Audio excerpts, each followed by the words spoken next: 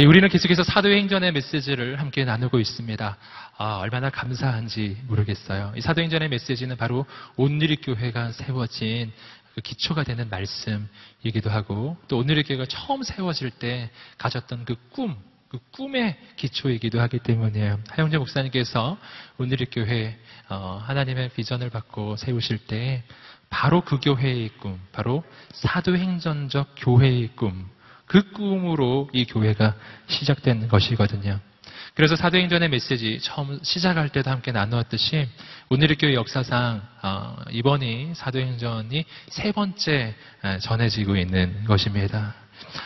사도행전의 메시지는 바로 오늘 우리 그리스도인이 어떻게 살아야 할지, 또 어떤 신앙을 갖추어야 할지 가장 정확히 보여주고 있고요. 또 우리 공동체가, 특별히 우리가 함께 모여 예배하는 이 여호수아 공동체가 어떤 공동체가 되어야 할지 가장 분명하게 보여주는 말씀입니다. 여러분, 매주 말씀이 선포되고 있습니다. 이 말씀이 허공을 떠도는 말씀이 아니라 우리의 삶에 이루어지게 되기를 주님으로 축복합니다. 이 말씀이 우리 공동체에 이루어지게 되기를 간절히 소망합니다. 사도행전적인 공동체, 2000년 전에 존재했었던 초대교회, 2000년 전에 존재했었던 위대한 하나님의 사람들의 이야기를 우리가 말씀을 통해 보고 있습니다. 어째서 이 말씀이 그냥 전설 속의 추억 속의 이야기이기만 하겠습니까?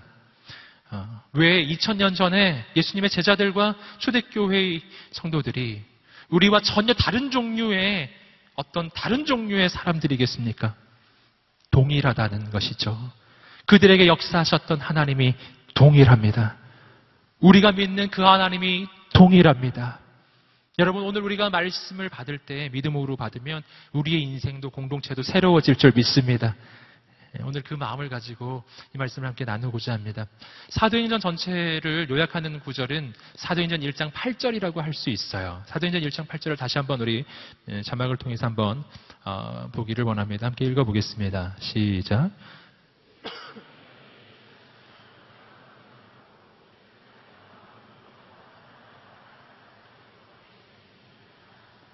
이 말씀은 굉장히 중요한 말씀이죠. 사도행전 전체를 이끄는 말씀이에요. 사도행전 전체의 역사는 바로 이 말씀이 이루어져가는 과정이라고 할 수 있고요. 바로 이 말씀이 지금도 우리를 통해서 이루어져가고 있습니다. 땅끝까지 복음이 전파되고 있죠. 여러분, 주님께서 제자들에게 마지막으로 주신 명령은 증인이 되라는 것이었습니다. 증인이 되라. 어떤 증인이요? 내 증인, 즉 예수 그리스도의 증인이 되라는 것이었죠. 여러분, 우리는 흔히 생각하기를 증인이 되는 조건이 무엇이라고 생각합니까? 증인이란, 여러분 흔히 세상에서 생각하는 증인의 조건은 한 가지입니다. 보고 들은 것이 있을 것이죠. 보고 들은 것이 있을 것, 경험한 것이 있을 것이에요. 그러므로 오늘 주님께서 하시는 명령, 내 증인이 되리라, 즉 예수 그리스도의 증인이 될 것이라고 하는 이 말씀은 오늘 우리의 삶에 이루어지기 위해서 우리가 무엇을 갖추어야 하는 것입니까?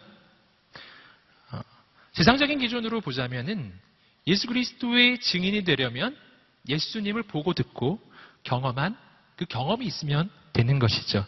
그러면 증인되기 충분한 겁니다. 본 것을 이야기하고 들은 것을 이야기하면 되니까요. 만난 그 예수님을 전하면 되는 것이잖아요. 여러분, 그런데 오늘 사도행전 1장 8절의 말씀을 읽어보시면은 우리가 흔히 생각하는 그 증인의 조건과는 다른 조건이 들어있다는 사실이죠. 예수님은 이렇게 말씀하지 않으셨어요. 너희는 나를 보고 듣고 만났으니, 이제 나를 경험했으니 너희는 이제 증인이다. 이렇게 말씀하지 않으셨어요. 주님께서는 이렇게 말씀하셨어요. 오직 성령이 너희에게 임하시면 너희가 권능을 받고 예루살렘과 온 유대와 사마리아와 땅끝까지 이르러 내 증인이 되리라. 이상하죠? 예수님의 증인이 되려면 예수님을 보고 듣고 만난 경험이 있으면 예수님 증인 되는 것인데, 주님께서는 예수님을 보고 듣고 만난 경험에 대해 이야기하지 않으십니다. 성령에 대해 이야기하십니다. 성령님이 너희에게 오시면 너희는 권능을 받고 너희는 예수의 증인이 될 것이다. 이상하죠? 아까 네가 잘 맞지 않는 것 같아요. 여러분, 여기서 우리는 예수 그리스도의 증인이 되는 조건 두 가지를 발견할 수 있습니다. 첫 번째 조건은 금방 처음에 나누었던 것처럼 예수님을 보고 듣고 만난 경험이 있을 것이에요. 이것이 증인되는 첫 번째 조건입니다. 하지만 예수님께서는 그것으로 충분하다고 말하지 않으셨어요. 만약 그것으로 충분했다면 예수님 제자들을 그냥 세상에 보내셨을 것입니다. 하지만 예수님은 그냥 제자들을 보내지 않으셨어요. 이렇게 말씀하셨죠. 사도행전 1장 4절과 5절 말씀을 다시 한번 확인해 보겠습니다. 읽어보겠습니다. 시작. 사도와 함께 모이사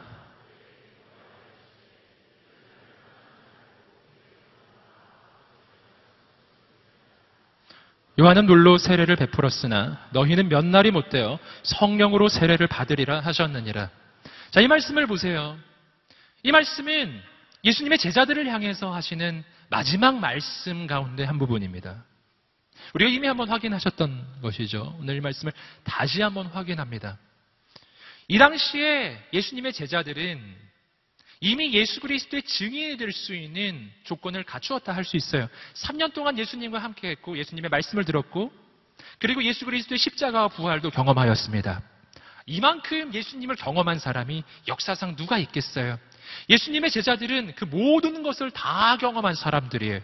그러면 예수님은 이제 얘들아 너희는 모든 것을 경험했으니 이제는 세상을 향해 가서 나의 증인이 되어라 라고 말씀하실 법도 한데요. 그러나 사도행전 1장 4절 5절 말씀을 보시면 예수님은 그렇게 말씀하지 않으세요. 이렇게 말씀하시죠. 얘들아 예루살렘을 떠나지 말아라. 아직은 떠날 때가 아니다. 아직은 땅끝까지 갈 때가 아니다. 예루살렘을 떠나지 말고 아버지께서 너희에게 약속하신 것을 기다리라. 요한은 너희에게 물로 세례를 베풀었지만 너희는 몇 날이 못되어 성령으로 세례를 받으리라. 성령 세례가 너희에게 임하면 너희에게 성령님이 임하시면 너희는 권능을 받게 될 것이다. 그리고 너희는 예수 그리스도의 증인이 될 것이다. 아무도 너희를 막을 수 없을 것이다. 할렐루야. 여러분, 주님은 모든 것을 체험하고 모든 것을 경험하고 모든 것을 알고 있는 제자들에게 그냥 가라 하지 않으셨어요. 성령님 오시기 전에는 가지 말아라 라고 하셨죠. 성령님이 오시면 가라. 할렐루야. 여러분, 오늘 여기서 우리는 우리 인생 가운데 무엇이 필요한지 알게 돼요. 사도행전을 통해서 끊임없이 우리 인생에 되새겨야 하는 것입니다. 여러분, 나는 왜 예수 그리스도를 믿었는데 신앙생활을 하고 교회를 다니고 예배도 드리는데 왜 무기력할까요?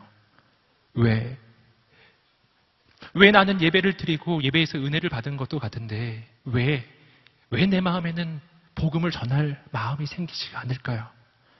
왜 나는 직장에서, 가정에서, 학교에서 복음을 전해야 한다는 생각은 드는데 그것을 전할 능력이 없는 것일까요? 왜 그럴까요? 우리는 오늘 말씀을 통해서 그 까닭을 발견하는 것입니다. 예수님이 제자들에게 해주신 말씀과 동일해요. 너희는 예수님의 말씀을 들었고 예수님을 만났고 믿었고 구원도 받았지만 하지만 성령님 임하시기 전에는 예루살렘을 떠나지 말아라. 성령님이 오시면 모든 것이 달라질 것이다. 할렐루야. 여러분, 오늘 우리가 무엇을 간구해야 할까요? 성령님 우리 가운데 임하여 주시옵소서. 오시옵소서. 여러분, 성령님이 오실 때 우리 인생은 영원히 달라질 것입니다. 여러분, 주님의 말씀대로 살아가고 복음을 전하는 삶을 산다는 것이 누군가 나에게 시켜서 하는 것이면, 내가 의무적으로 하는 것이면 그건 너무나 힘든 일이 될 것입니다. 하지만 성령님이 내 안에 오셔서 그 성령께서 나에게 능력이 되시고 성령님이 나를 인도하시기 시작하면 그 일이 쉬워지기 시작할 것입니다. 두려움이 떠나갈 것입니다. 염려가 떠나갈 것입니다. 여러분, 성령님이 오실 때 놀라운 하나님의 역사가 일어날 것입니다.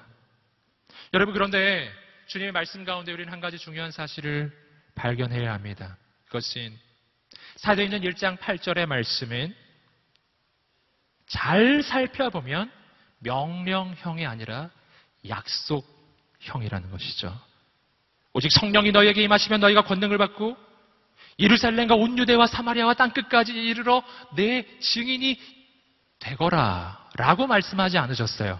주님이 이렇게 말씀하셨어요. 오직 성령이 너희에게 임하시면 너희가 권능을 받고 예루살렘과 온 유대와 사마리아와 땅끝까지 이르러 내 증인이 되리라. 넌 될 거야. 넌 증인이 될 거야. 이렇게 말씀해 주셨죠. 여러분, 내가 하는 일이 아니라는 사실이에요. 성령님이 오시면 성령님이 우리를 세워 주실 것입니다. 함께 외쳐볼까요? 성령님이 오시면 성령님께서 나를 세워 주실 것이다. 아멘. 여러분, 베드로의 변화를 보세요. 그는 성령 받자 달라졌습니다. 오순절에 성령이 임했으니요. 여러분, 불과 50일 전만 해도 베드로는 예수님의 십자가 앞에서 예수님을 3번이나 저주하며 부인했던 인생이에요. 불과 50일, 불과 한 달 반 전 이야기라고요. 불과 한 달 반 전에 그는 세상의 권력자들 앞에서 예수님을 시인할 수 없었던 사람이에요. 그런데 불과 50일이 지났을 때 그는 그 똑같은 유대인들 앞에서 담대하게 예수 그리스도를 선포하는 인생으로 바뀐 것입니다. 여러분, 오늘 우리의 인생이 바뀌게 되기를 주님의 이름으로 축복합니다. 사도행전의 사람은 조건과 상황에 지배를 받는 사람들이 아니라 성령 받은 사람들은 조건과 상황을 다스리는 하나님의 사람들이에요.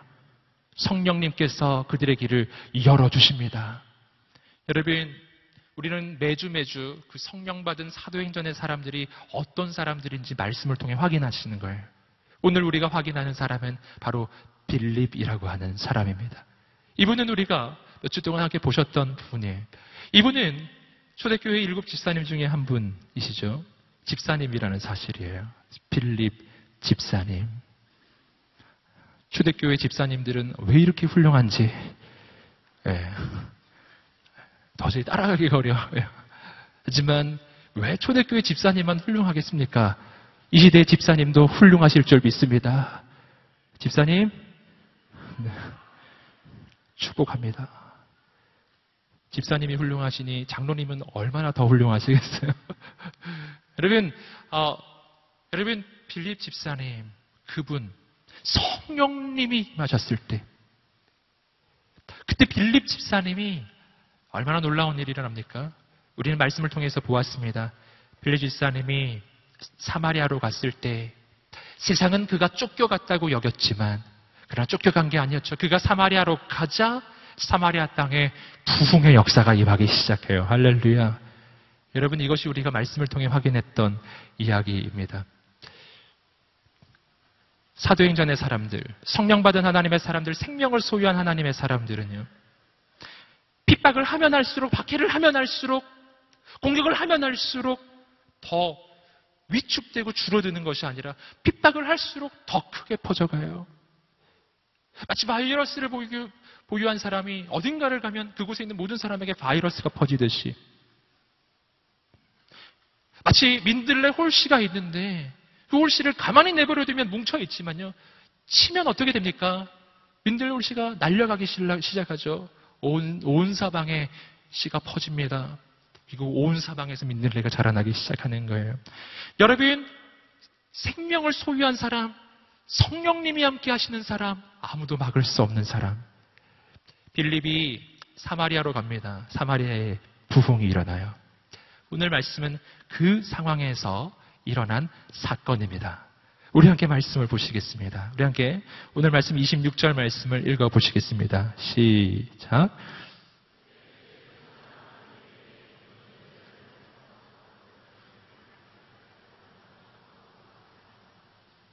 자, 26절 말씀에서 우리는 먼저 이 문장의 처음 시작점을 발견합니다. 그때라고 하는 말로 시작하고 있죠. 어느 때일까요?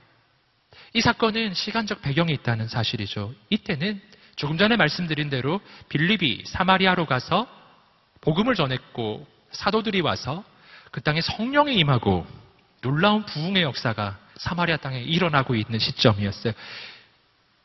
정말 상상도 할 수 없었던 일이 일어난 거예요. 사마리아 땅에 기적이 일어났어요. 바로 그때 하나님께서 주신 명령입니다. 이 명령은 상황적으로 생각해 봤을 때 납득하기 조금 어려운 명령입니다. 왜냐하면 하나님의 명령은 이런 명령이었거든요. 너는 예루살렘에서 가사로 내려가는 광야 길을 따라 남쪽으로 가거라. 말이 복잡하지만 단순하게 이야기하면 광야로 가라라는 뜻이고요. 광야 가운데서도 특정 지점을 얘기하지 않으셨어요. 광야에 있는 그 길, 남쪽으로 내려가는 그 길로 가라. 이해하기가 어렵습니다. 왜 그렇습니까? 왜냐하면 이때는 부흥이 일어나고 있었던 때거든요. 사마리아 땅에 예수 믿는 사람들이 막 생겨나고 놀라운 부흥의 역사가 막 일어나고 있었어요. 우리는 이렇게 불평할 수도 있습니다. 하나님, 여기 사마리아 땅에도 놀라운 부흥이 일어나고 있습니다. 여기서 조금 더 사역해야 할 것 같습니다.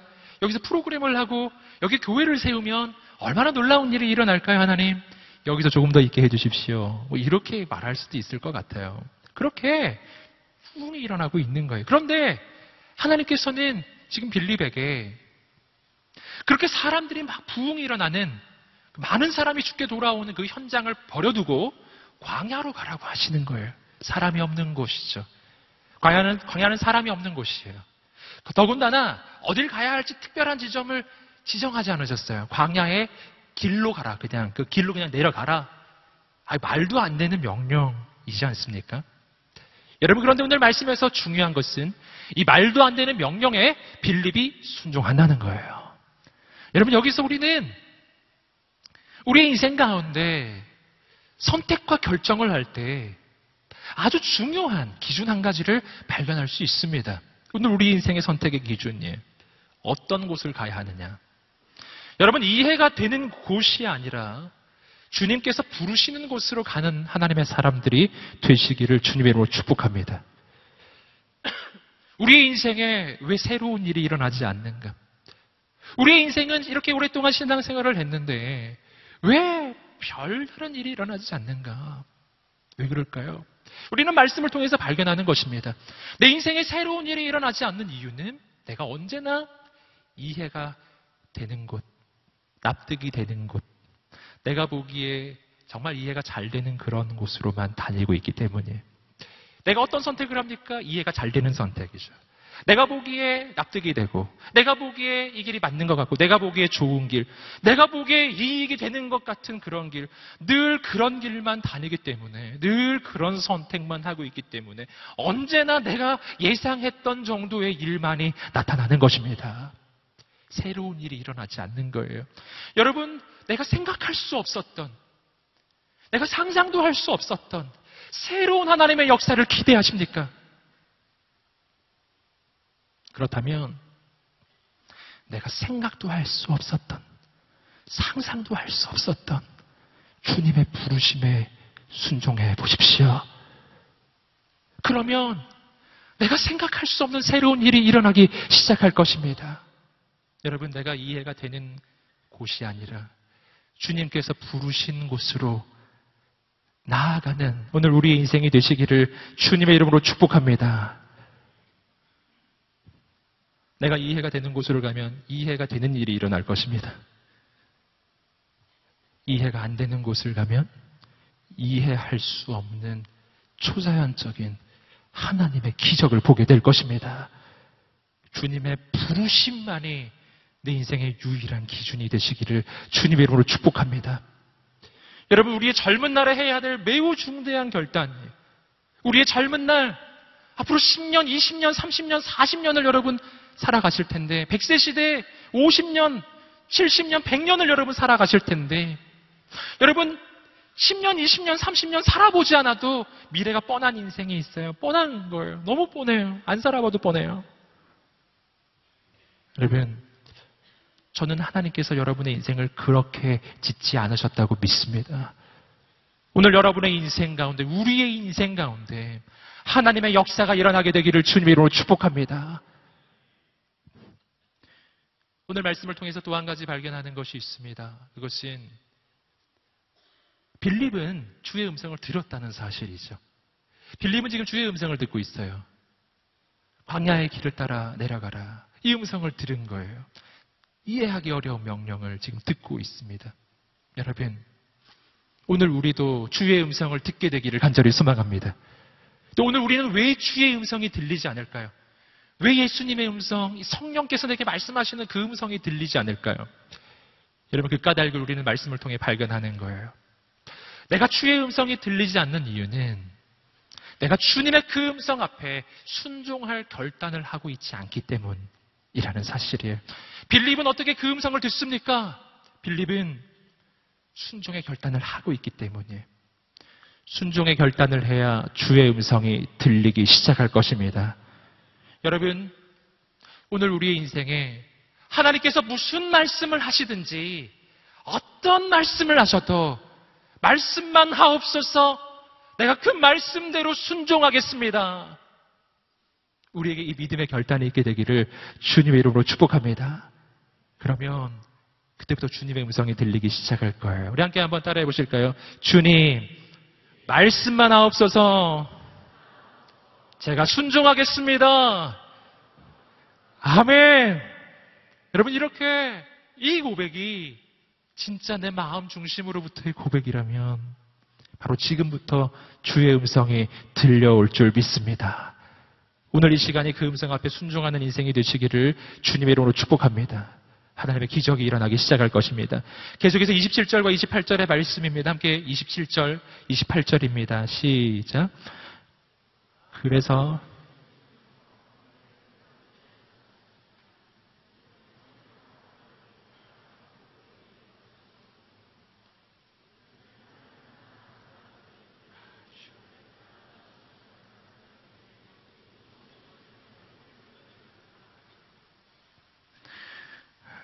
네, 할렐루야. 잘못 나왔습니다. 사도행전 8장 27절과 28절의 말씀입니다. 사도행전 8장 27절과 28절의 말씀을 제가 읽어드리겠습니다. 그래서 빌립이 일어나 가다가 길에서 에티오피아 내시를 만났습니다. 그는 에티오피아 여왕 간다게의 재정을 맡은 고위 관리였습니다. 이 사람이 예루살렘에 예배드리러 갔다가 본국으로 돌아가는 길에 마차에 앉아 예언자 이사야의 책을 읽고 있었습니다. 27절 말씀을 보시면 그래서 빌립이 일어나 가다가 라고 하는 표현이 나와요. 함께 한번 따라해 보실까요? 그래서 빌립이 일어나 가다가, 이 부분이 매우 중요합니다. 빌립이 일어나서 갔다라는 것이죠. 여기서 보시면은 빌립이 주저하거나 멈칫거리지 않아요. 고민하지 않아요. 갈등하지 않습니다. 주님 말씀이 들려올 때 즉시 일어나서 움직이기 시작해요. 그리고 그때 주님께서 예비하신 한 사람을 만나는 것입니다. 그가 바로 에티오피아의 재정을 맡은 아주 고위직에 있는 한 사람을 만난 거예요. 주님이 예비하신 사람이었습니다. 여러분, 여기서 우리는 왜 하나님께서 광야 길로 가라고 하셨는지 그 까닭을 발견하는 것이죠. 왜냐하면 에티오피아의 재정을 맡은 아주 높은 고위직의 그 관리가 예루살렘에 예배를 드리러 왔다가 지금 고국으로 돌아가고 있는 길이에요. 고향 나라로 돌아가고 있는 그 길에 있습니다. 하나님께서는 그 영혼을 보시고 이 사람을 구원하기 위해 빌립을 보내신 거예요. 근데 여기서 우리가 주목해서 볼 것은 뭐냐면은 빌립이 만약 조금이라도 주저했다면, 조금이라도 고민을 했다면, 만약 조금이라도 늦게 왔다면 이 사람을 만날 수 없었을 거라는 사실이에요. 왜냐하면 이 사람은 여행 중이었거든요. 고국으로 돌아가는 길이에요. 늦게 가면 못 만나는 겁니다. 여기서 우리는 순종에 대해서 또 한 가지 중요한 사실을 발견합니다. 때에 맞는 순종이 아니면 순종이 아니라는 거예요. 순종은 언제나 즉각 순종이에요. 말해볼까요? 즉각 순종. 즉시 하는 거예요. 나중에 순종은 순종이 아닐 가능성이 참 높은 거예요. 여러분, 오늘 주의 말씀이 지금 들리고 계시나요? 지금 순종하시기를 주님으로 축복합니다. 말씀에서 또 한 가지 우리가 발견하는 것이 있어요. 그것은 가보니까 예비하신 사람이 있는 겁니다. 가보니 이해가 된 거예요. 왜 주님이 여기를 가라고 하셨는지 이해가 되는 것이죠. 여기서 순종에 대해서 또 한 가지를 발견하죠. 이해가 되기 때문에 순종하는 것이 아니라 순종을 해야 이해가 된다는 것입니다. 순종하면 하나님께서 왜 그렇게 말씀하셨는지 깨달아지기 시작할 것입니다. 거기에 한 영혼이 있었어요. 그런데 오늘 말씀에서 또 하나 발견하는 것이 있습니다. 그것은 뭐냐면 하나님의 역사의 원리에 이 핵심이에요. 하나님은 어떤 방식으로 일하시는가 하는 것입니다. 자, 오늘 말씀을 보시면 하나님 일하시는 방식이 사실은 세상의 방식하고 좀 다르다는 것을 알 수 있습니다. 조금 전에 말씀드렸던 것처럼 지금 하나님께서는 세상적으로 보기에는 이해가 되지 않는 선택을 하고 계세요. 왜냐하면 사마리아 땅에 부흥이 일어나고 있었잖아요. 사마리아 땅에 수많은 영혼들이 주께 돌아오고 있었거든요. 많은 영혼들이 성령을 받고 기적이 일어나고 있었습니다. 여러분, 그런데 하나님은 거기를 버려두고 한 영혼, 바로 이 에디오피아, 이 고위직의 관리, 에디오피아 내시 이 한 사람을 위해 그 사마리아 땅을 버려두고 이 한 사람이 있는 광야로 가라고 말씀하신 거예요. 참 이상하죠? 왜 그 수많은 사람들을 버려두고 이 한 영혼을 향해 가라고 주님은 말씀하시는 것입니까? 여기서 우리는 하나님 나라의 원리를 발견해요. 여러분, 하나님 나라의 역사의 원리는 효율성이 아니라 한 영혼을 향한 사랑이라는 것입니다. 하나님 아버지의 마음은 효율성이 아니에요. 사랑이고 그 사랑은 내가 사랑하는 그를 위해 낭비하는 거예요. 이런 낭비를 거룩한 낭비라 부르는 것입니다. 아버지가 자녀를 위해 하는 낭비, 아버지가 아들을 위해 하는 낭비, 아버지가 아들을 위해 쏟아붓는 사랑이지요. 여러분, 오늘 우리의 인생을 한번 돌아보십시오. 여러분, 하나님은 효율성의 원리로 우리를 대하지 않으시고 언제나 사랑의 원리로 우리를 대하신다는 것을 꼭 기억하시기를 간절히 소망합니다. 만약 하나님께서 나를 효율성의 원리로 대하셨다면 나는 벌써 죽었을 걸. 여러분, 하나님은 우리를 대하실 때 그렇게 대하지 않아요. 가만히 생각해 보면 하나님은 너무나 비효율적으로 우리를 대하시는 거예요. 하나님은 나를 구원하시기 위해서 그의 아들 예수님을 포기하셨습니다. 이게 말이 안 되지 않습니까? 나처럼 부족한 자를 위해서 어떻게 하나님의 아들이 목숨을 포기합니까? 창조의 순서를 보시면 인간은 가장 마지막에 창조돼요. 온 세상의 모든 만물이 바로 아담과 하와를 향한 선물이었다는 것을 우리는 창조의 순서에서 발견해요. 어떻게 하나님은 나를 위해 이 지구를 지으시고 우주를 지으셨는가? 낭비예요, 낭비. 비효율적인 거예요.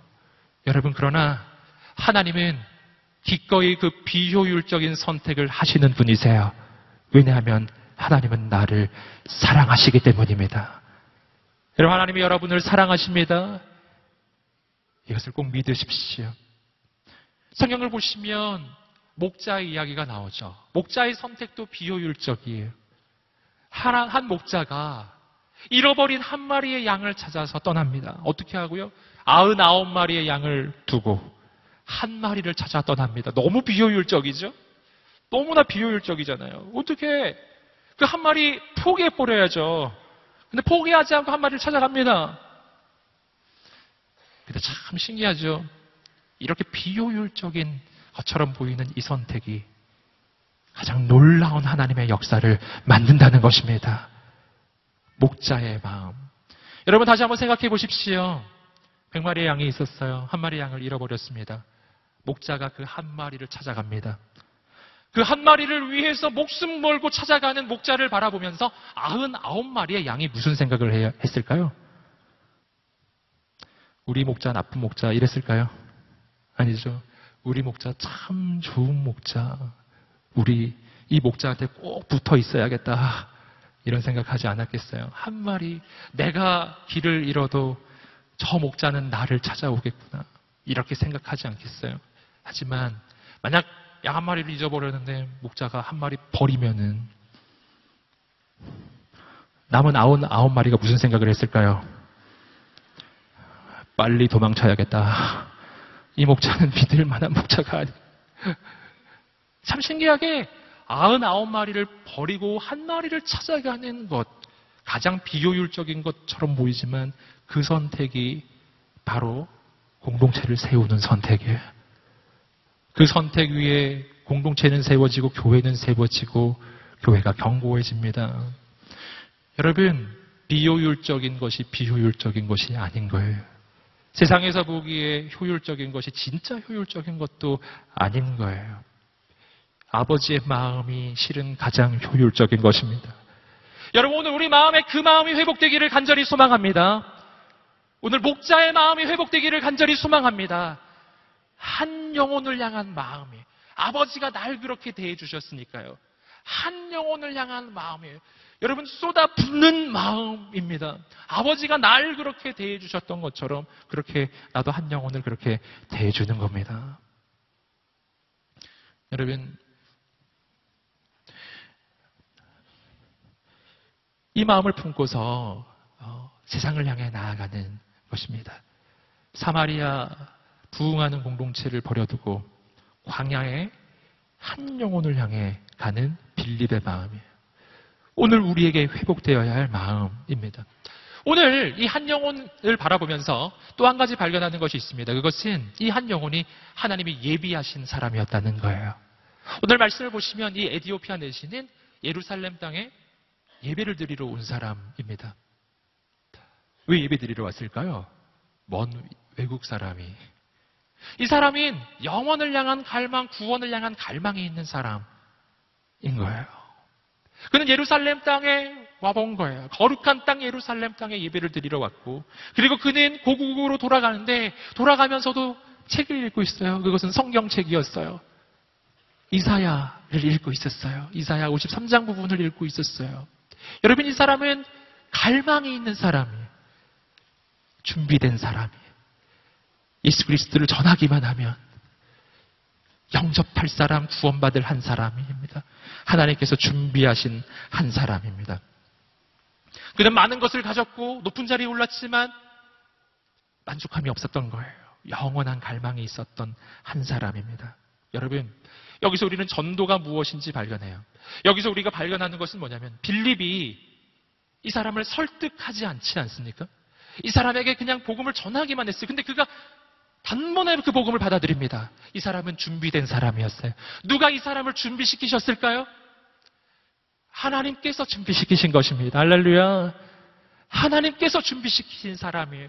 빌립이 이 사람을 만나기 아주 오래전부터 이 사람에게 영원을 사모하는 마음을 심어주시고 성경을 읽을 마음을 심어주시고 이 성경 속에 나오는 인물이 이사야에서 예언하는 이 메시아가 대체 누구일까라고 하는 간절한 구원자를 향한 갈망을 그의 마음 가운데 심어주신 것입니다. 그래서 빌립은 그 사람을 만나기만 하면 됐던 거예요. 만나는 순간 그의 복음이 전해지고 복음이 전해지자 그는 받아들였고 세례받고 구원받고 하나님의 자녀가 된 것입니다. 여러분, 전도는 하나님이 준비하신 한 사람을 만나는 것입니다. 예비하신 영혼이 있습니다. 여러분 주위에 있습니다. 여러분 가족 가운데 있습니다. 여러분 직장에 있습니다. 이 서울 땅에 있습니다. 열방 가운데 있습니다. 주님 준비하신 사람이 있습니다.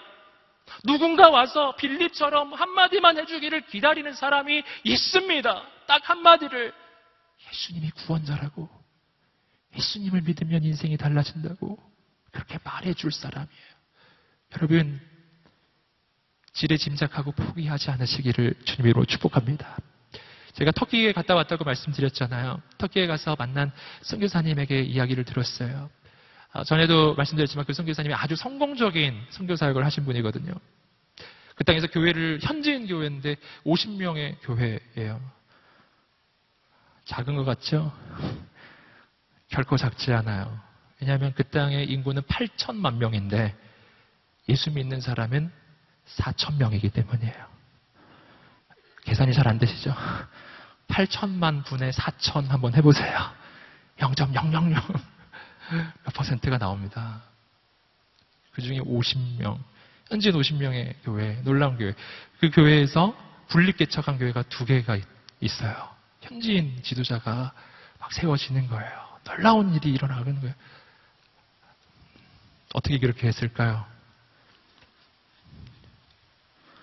특별한 방법이 있진 않았어요. 그냥 거리에서, 시장에서 친구를 맺고 그에게 복음을 전하는 것이었습니다. 친구를 맺고 복음을 전하고, 친구를 맺고 복음을 전하고, 그냥 그 땅에서 사람들에게 미련한 방법, 친구를 맺고 복음을 전하는 방법이었어요. 제가 그분에게 이야기를 들었습니다. 이 땅에서 그 땅에서 한 명의 예수 그리스도의 제자를 얻기 위해, 즉 한 명의 예수 그리스도를 영접하는 사람을 얻기 위해 몇 명을 만나야 하는가? 그분이 말씀해 주셨어요. 1000명을 만나면 한 명의 제자를 얻는데요. 할렐루야. 별로 안 놀라시네요. 전 너무나 놀랐어요. 1000명을 만나면 한 명을 얻는 거구나. 그 한 명을 만나기 위해서 1000명을 만나는 거예요.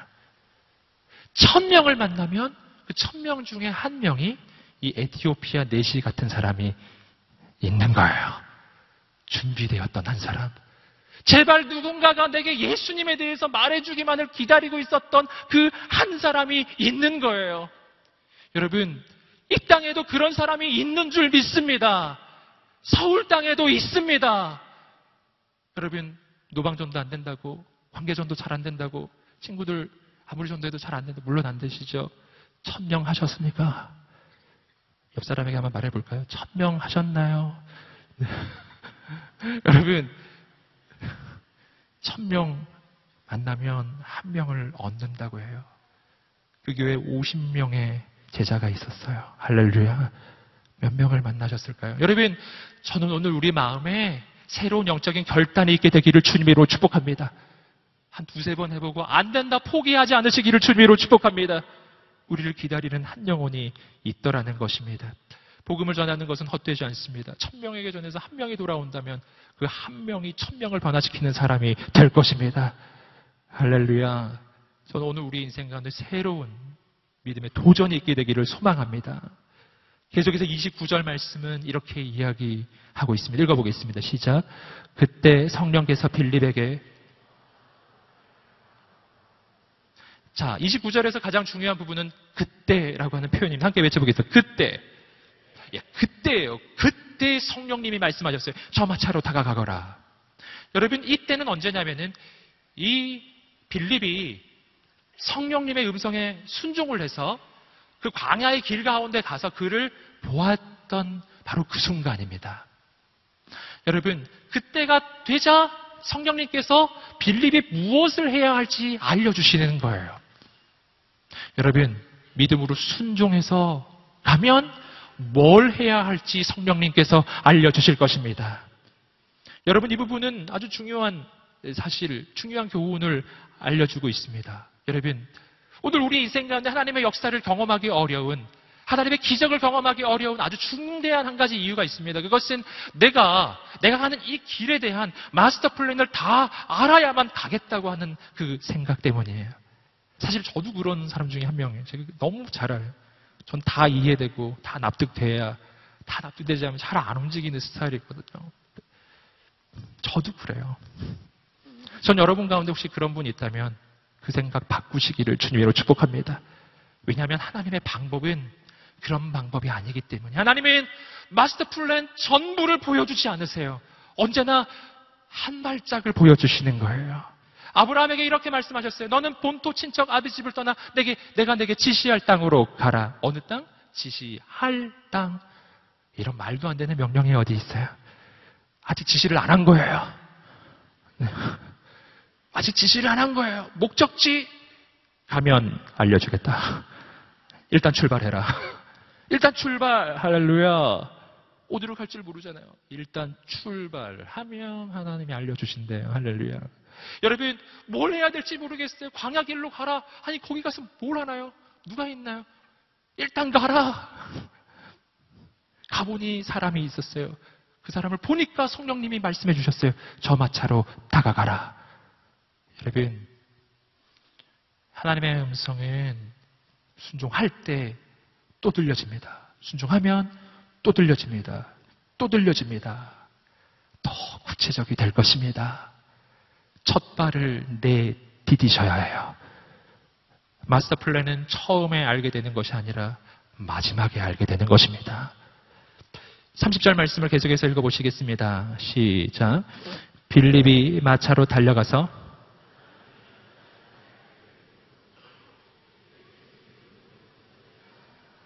자, 30절 말씀에서 빌립이 마차로 가까이 다가갔다라는 장면이 나옵니다. 즉, 빌립은 성령님이 말씀하시면 무조건 순종하는 사람이었다는 것이죠. 그냥 순종해요. 마차로 다가가라, 다가갑니다. 여러분, 이거 단순해 보이지만 사실은 이 명령이 지키기가 쉬운 명령은 아니었다는 것을 우리는 짐작해보면 알 수 있어요.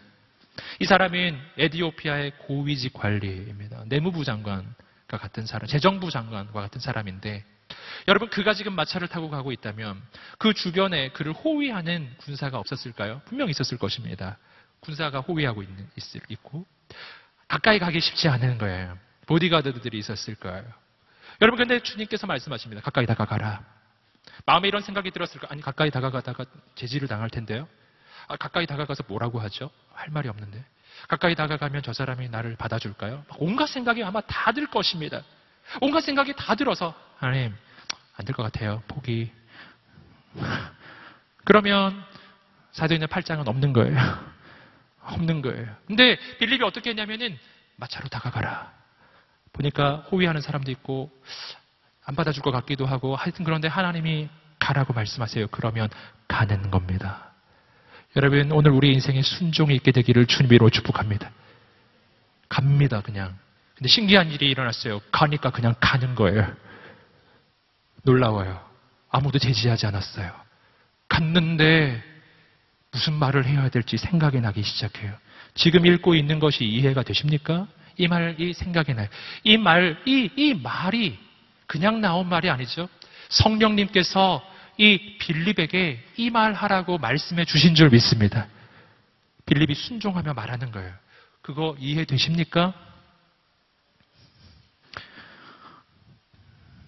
기적이 일어났어요. 함께 31절 말씀을 읽어보시겠습니다. 31절입니다. 시작. 그러자 그는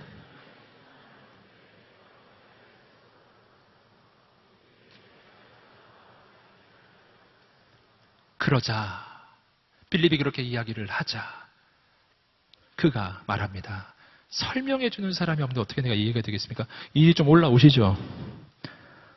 아니, 이런 말도 안 되는 상황이 어디 있어요? 여러분, 내가 차를 타고 가고 있다가 길 가던 사람이 갑자기 창가에서 그 읽고 있는 게 이해가 되십니까? 그럼 제가 설명해 준 사람이 없어 이해가 안 됐는데요. 잠깐 타실래요? 이렇게 이리 오시죠. 이런 상황이 과연 일어날 상황인가요? 불가능한 상황이잖아요. 근데 그런 상황이 일어나는 거예요. 상상도 할 수 없는 일이 일어나는 거예요. 여러분, 이 마차는 에티오피아의 재정을 관리하는 여러분 재정부 장관이 타고 가는 리무진이라고요. 그 리무진에 길 가던 아저씨를 태운다니. 어떻게 이런 일이 하나님이 역사하신 것입니다. 여러분, 기적의 비결이 있어요. 그것은 연속적인 순종이에요. 함께 외쳐보겠습니다. 연속적인 순종. 예, 이것은 제가 창안해낸 말이라는 것을 알려드리겠습니다. 네. 불연속이면 안 돼요. 연속적 순종. 오늘 말씀을 잘 보시면 빌립의 순종이 계속되고 있다는 것을 볼 수 있어요. 첫 번째, 성령께서 말씀하셨어요. 광야로 가라. 순종. 갑니다. 갔는데 마차가 지나가고 있는데 아주 고위직 관리의 마차. 접근하기 상당히 어려운 상황에 성령님 말씀하십니다. 저 마차로 다가가라. 순종! 갑니다. 아무도 제지하지 않아요. 갔는데 딱 그 사람을 보니까 뭘 읽고 있어요. 성령님께서 말씀해 주십니다. 그거 이해되냐고 한번 물어봐. 이해가 되십니까? 순종! 했더니 그 차를 타게 된 거예요. 여러분, 내 삶의 기적이 왜 안 일어납니까? 내 삶에 하나님의 역사는 왜 안 일어납니까? 여기서 중요한 사실을 발견하죠. 만약 빌립이 이 여러 번의 과정 속에서 단 한 번이라도 불순종했다면 기적은 안 일어나는 겁니다. 광야로 가라 했을 때 만약 안 갔다면, 그리고 마차를 발견했는데 다가가라고 했을 때 다가가지 않았다면, 다가가기는 했으나 이 사람에게 말 한번 해보라고, 그거 이해되십니까? 그 말 한번 해보라고 할 때 그 말 하지 않았다면 이런 일은 안 일어나는 겁니다. 여러분, 순종하십시오. 어떻게 해요? 끝까지 순종하십시오. 절대 중간에 포기하지 마십시오. 하나님의 새로운 역사가 일어날 것을 믿습니다. 여러분, 하나님께서 역사하실 것을 믿습니다. 여러분, 이어지는 구절 32절부터 35절까지 말씀을 읽어보시겠습니다. 시작. 그가 읽고 있던 성경 구절은 바로 이것이었습니다. 그는 도살장으로 향하는 양처럼 끌려갔고 털 깎는 사람 앞에서 잠잠한 어린 양처럼 그의 입을 열지 않았다.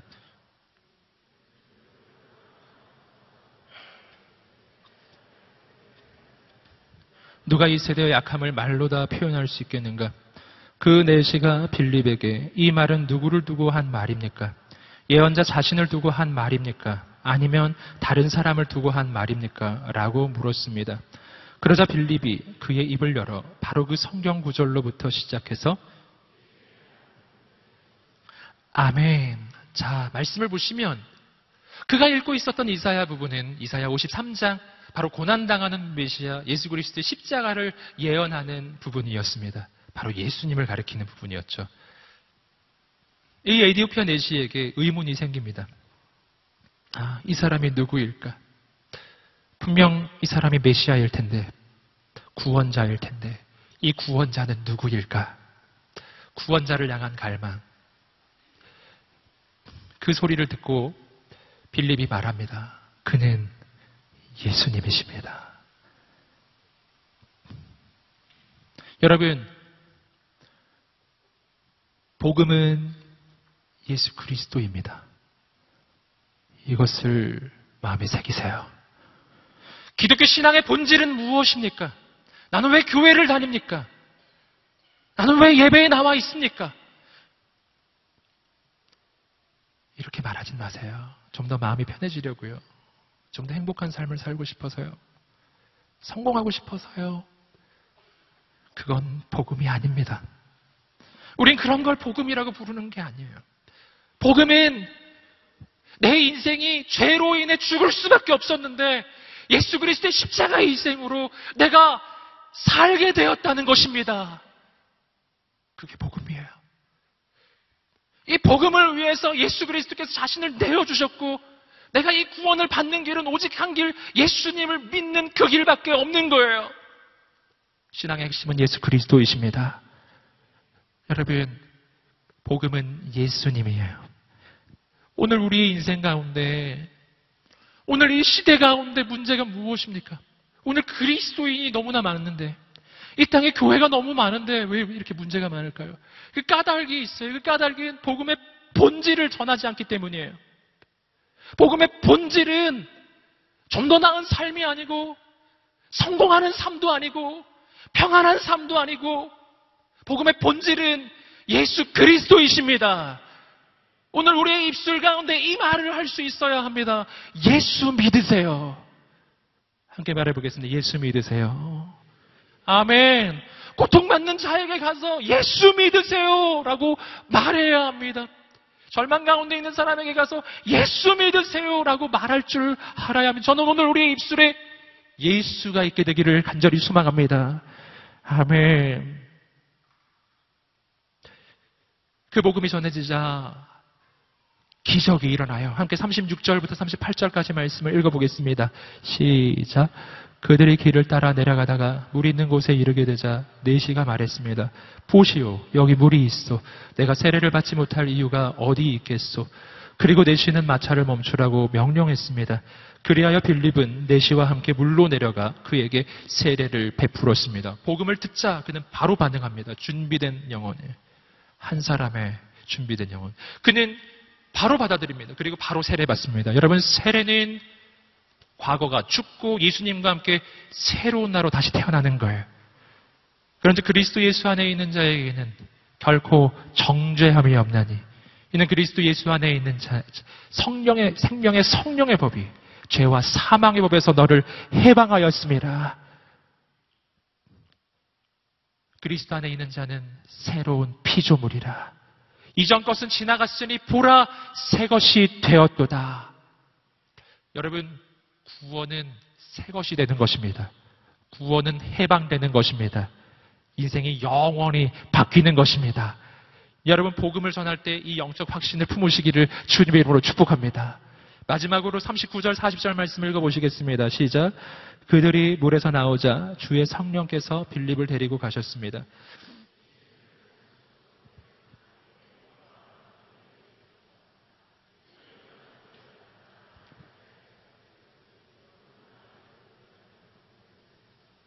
아멘. 성령께서 즉시 빌립을 이끌어가기 시작하세요. 할렐루야. 그리고 그를 다시 보지 못했다고 나오죠. 그리고 아소도에 나타나 그리고 마을들을 다니며 빌립은 가는 곳마다 복음을 전합니다. 성령이 그의 인생을 이끌어 가세요. 여러분, 성령 받은 하나님의 사람, 그의 미래는 성령님의 손에 달려 있습니다. 요한복음 3장에서 이 성령 받은 하나님의 사람, 성령의 사람을 이렇게 표현했어요. 성령으로 난 사람. 그는 마치 바람 같은 인생. 어디서 와서 어디로 갈지 알 수 없는 인생. 그의 인생은 그의 계획대로 되어지는 것이 아니라 성령께서 인도하시는 대로 되는 인생. 성령님께서 가라 하시는 곳에 가고 성령님께서 말하라는 곳에서 말하고 성령님께서 하라 하시는 대로 하는 인생. 그의 가는 곳곳마다 기적이 일어나고 생명이 살아나고 영혼이 살아나고 이 땅에 회복되는 놀라운 하나님의 사람, 성령의 사람, 사도행전의 사람, 거룩한 사람, 저는 여러분이 그러한 하나님의 사람들이 되시기를 주님의 이름으로 축복합니다. 이 시대는 빌립 같은 사람을 필요로 하고 있습니다. 주님 말씀에 순종해서 즉시 일어날 수 있는 한 사람이. 이 인생은 다이나믹한 인생이에요. 여러분, 새로운 미래를 꿈꾸지 않으세요?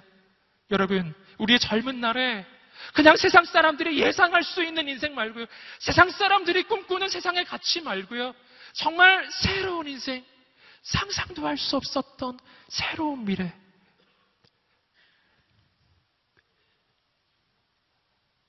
하나님께서만 펼쳐가실 수 있는 놀라운 미래. 나의 과거와 전혀 관계가 없는 하나님께서 이루어가시는 구원의 역사에 쓰임받는 삶. 저는 오늘 우리의 인생이 새로워지게 되기를 간절히 소망합니다. 우리의 젊은 날 그냥 세상 따라 사는 인생이 되지 않으시기를 주님의 이름으로 축복합니다. 빌립은 평신도였습니다. 그는 목회자가 아니라고요. 성령의 인도를 받으면 하나님의 사람의 인생을 통해서 세상이 바뀔 줄 믿습니다. 오늘 이 시간 우리가 함께 결단하며 기도하며 나갔으면 좋겠습니다. 하나님, 오늘 내 인생이 이렇게 살 수는 없습니다.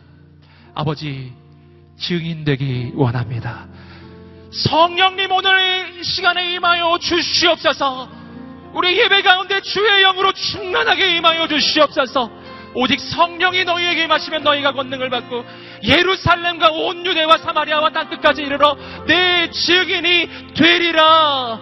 우리 이 말씀 붙잡고 기도하며 나갈 때 성령님, 오늘 우리 가운데 임하여 주셔서 나의 인생을 영원히 새롭게 만들어 주시옵소서. 몸이 건조했던 나의 과거, 세상 따라가던 나의 과거에서 새로운 하나님의 역사가 펼쳐지는 미래가 시작되게 하여 주시옵소서. 그러한 기대와 소망이 있는 하나님의 사람들, 성령을 간구하는 하나님의 사람들 자리에서 한번 일어나 보시겠습니다. 그리고 하나님 앞에 우리 마음을 표현하며 주 앞에 두 손을 들고, 하나님, 오늘 성령님 우리 가운데 오셔서 나의 인생을 영원히 새롭게 만들어 주시옵소서. 생명을 전하고 복음을 전하고 세상을 살리는 하나님의 사람이 되게 하여 주시옵소서. 우리 주 앞에 두 손을 들고 간절히 주여 세 번의 지며 기도하겠습니다. 주여, 주여, 주여. 아버지, 성령이 계시네. 아버지, 할렐루야, 함께 하시네. 성령이 계시네.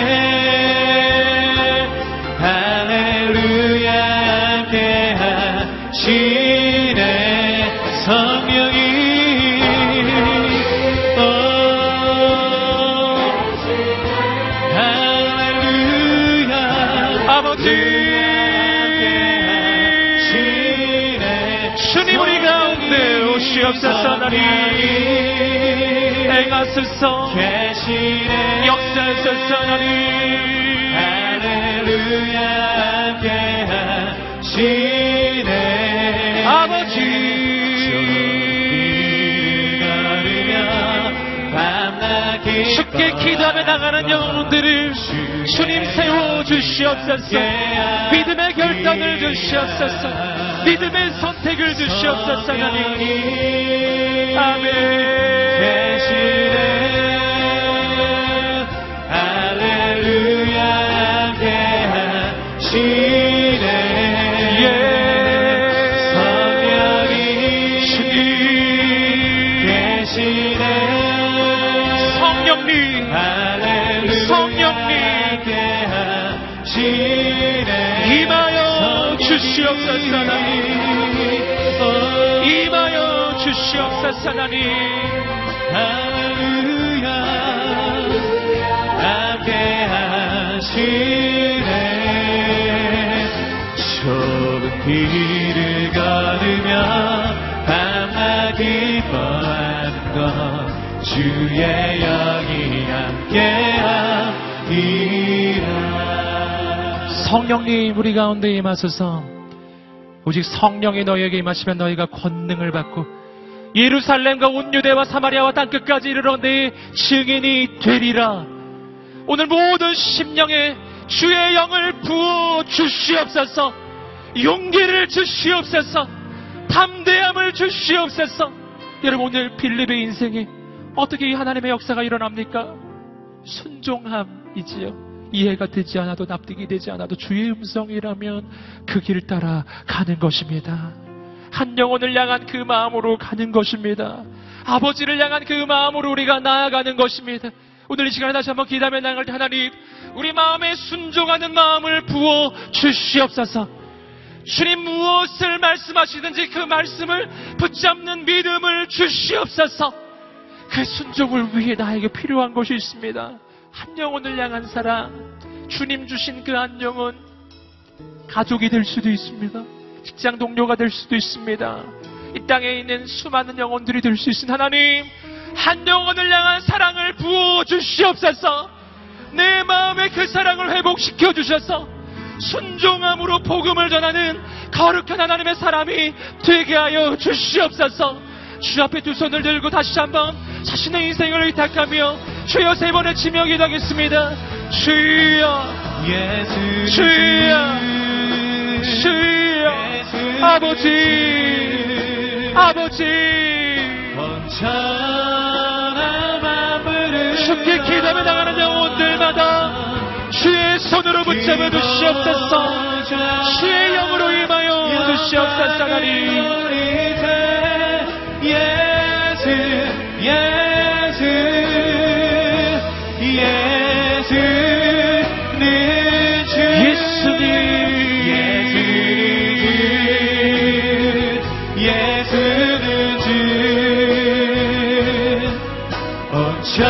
아버지, 주님 오셔서 주의 놀라운 일을 이루어 주시옵소서. 하나님 거룩한 주의 성령을 부어 주십시오. 하나님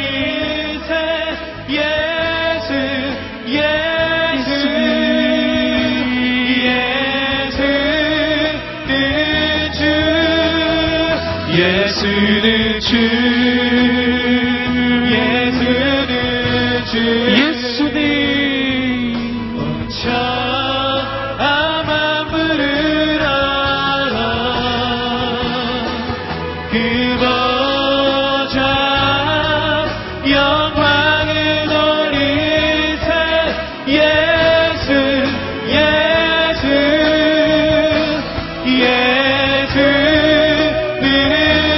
예수는 주, 예수는 주, 천하만 부르라. 그 보좌 영광을 돌리세. 예수, 예수, 예수는 주. 살아계신 하나님, 우리 마음 가운데 새 힘을 부어 주시옵소서. 용기를 주시옵소서. 이 시간 예수 그리스도를 명하노니 두려움이 떠나갈지어다. 낭망함이 떠나갈지어다. 아버지만 바라보게 하여 주시옵소서. 하나님의 비전을 향하여 달려가는 인생이 되게 하여 주시옵소서. 뛰어가는 인생이 되게 하여 주시옵소서. 주저앉아 있는 인생이 일어날지어다. 일어날지어다. 일어날지어다. 여러분, 하나님께서 여러분의 인생을 향해 가장 놀라운 계획을 가지고 계십니다. 당신을 통해 가정을 살리는 꿈입니다. 당신을 통해 세상을 살리는 꿈입니다. 당신을 통해 서울 땅을 살리는 꿈입니다.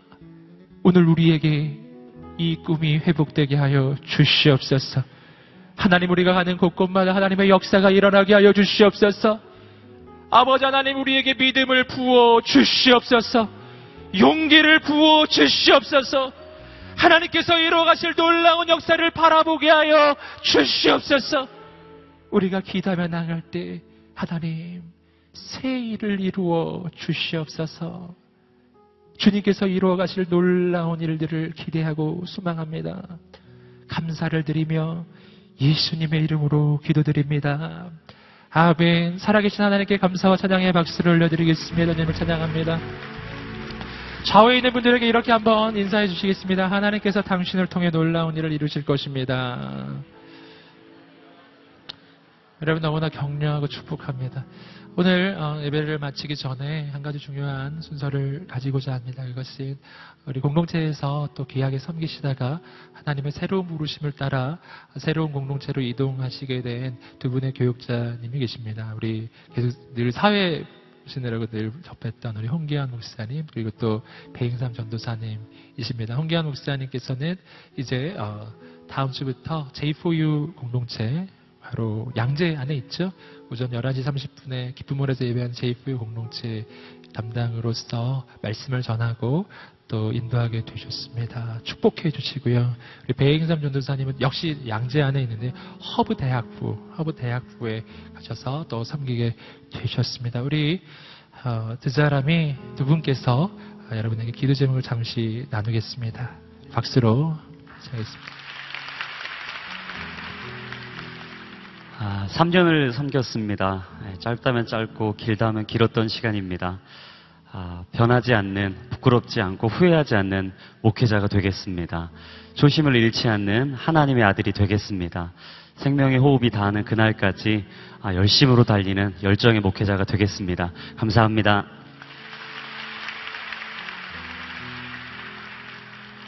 네, 이곳에서 많은 것들을 누리고 또 함께 하나님을 찬양했던 그 시간이 정말 그 인생 가운데 잊지 못할 시간이 될 것 같습니다. 대학부로 나아가는데 정말 그곳에서도 뜨거운 열정을 함께 가지고 또 맡은 자리에서 끝까지 충성을 다하는 하나님의 귀한 또 자녀, 또 귀한 아들 되도록 기도해 주시면 감사하겠습니다. 감사합니다. 이 시간을 잠깐 기도하시겠습니다. 하나님, 가는 곳마다 하나님의 은혜의 역사, 부흥의 역사가 있게 해주십시오. 잠시 축복하며 기도해 주시겠습니다. 할렐루야. 하나님 아버지, 홍기환 목사님, 배잉삼 전도사님, 하나님께서 함께 하셔서 여기까지 왔습니다. 가는 곳곳마다 하나님의 역사가 나타나게 하여 주시옵소서. 새로운 일이 일어나게 하여 주시옵소서. 살아계신 하나님, 감사합니다. 귀하게 섬긴 두 사람 축복하여 주십시오. 용기한 목사님, 가서 섬길 공동체에서 새로운 부흥의 역사가 일어나게 하여 주시옵소서. 하나님, 배잉삼 전도사님 통해서 캐퍼스 부흥의 역사가 일어나게 하여 주시옵소서. 우리가 함께 믿음의 공동체로 하나님의 나라를 꿈꾸게 하소서. 예수님의 이름으로 기도드립니다. 아멘. 우리 축복의 찬양으로 좀 격려하겠습니다. 당신은 하나님의 언약 안에 있는 축복의 통로, 당신을 통하여서